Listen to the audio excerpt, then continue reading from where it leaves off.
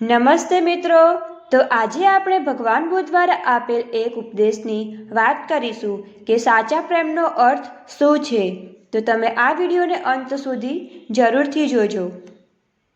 એક વખતની વાત છે, બુદ્ધ ભગવાન એક ગામમાં ઉપદેશ આપી રહ્યા હતા। ત્યાં એક યુવાન આવ્યો જે ખૂબ ચિંતિત લાગતો હતો। તેણે બુદ્ધને પૂછ્યું, ભગવાન, લોકો કહે છે કે પ્રેમ એ દુનિયાની સૌથી મોટું બળ છે, પણ હું તેને સમજતો નથી। મને પ્રેમનો સાચો અર્થ સમજાવો। બુદ્ધ મલકાઈને બોલ્યા, સારું, હું તને એક વાર્તા કહું છું। આ વાર્તાથી તને પ્રેમનો સાચો અર્થ સમજાશે। એક ઘનઘાટ જંગલમાં બે વૃક્ષો ખૂબ નજીક ઉગ્યા હતા। તેઓ એટલા નજીક હતા કે તેમની ડાળીઓ એકબીજા સાથે ગૂંથાઈ ગઈ હતી। તેઓ ગળે મળેલા હોય તેમ લાગતું હતું। આ બંને વૃક્ષો વચ્ચે અદ્ભુત પ્રેમ હતો। જ્યારે પવન જોરથી ફૂંકાતો ત્યારે તેઓ એકબીજાને ટેકો આપતા।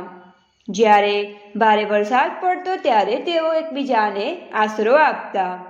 સમય જતાં તેમની વચ્ચેનું બંધન વધુ મજબૂત બન્યું। એક દિવસ જંગલમાં કેટલીક લાકડા કાંધા આવ્યા। તેમણે એક વૃક્ષને કાપી નાખ્યું। બીજી વૃક્ષ તેના સાથી વૃક્ષ વગર એકલું પડી ગયું। તે ખૂબ દુઃખી થયું, પણ તેણે પોતાના સાથીની યાદોને હૃદયમાં સંભાળી રાખી। તે વૃક્ષે વિચાર્યું, પ્રેમનો અર્થ હંમેશા સાથે રહેવું નથી।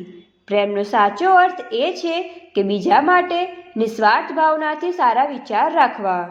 મારો સાથી વૃક્ષ હવે અહીં નથી, પણ મેં તેને જે પ્રેમ આપ્યો તે જ સાચો પ્રેમ છે। બુદ્ધે યુવાનને કહ્યું, સાચો પ્રેમ એ નથી કે તમે કોઈને હંમેશા તમારા પાસે રાખો।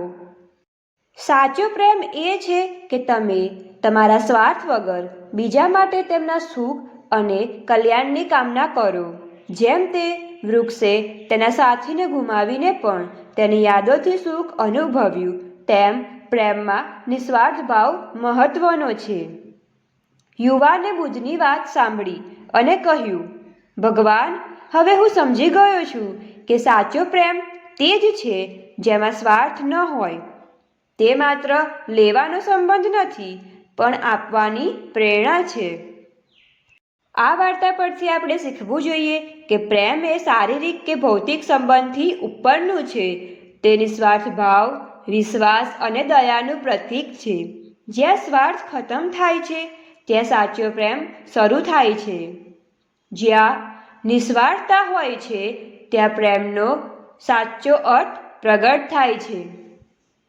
અંતમાં એટલું કહીશ કે તમને આ વિડીયો ગમી હોય તો આવી વધુ વિડીયો જોવા માટે અમારી ચેનલને લાઈક, શેર અને સબસ્ક્રાઈબ જરૂરથી કરજો।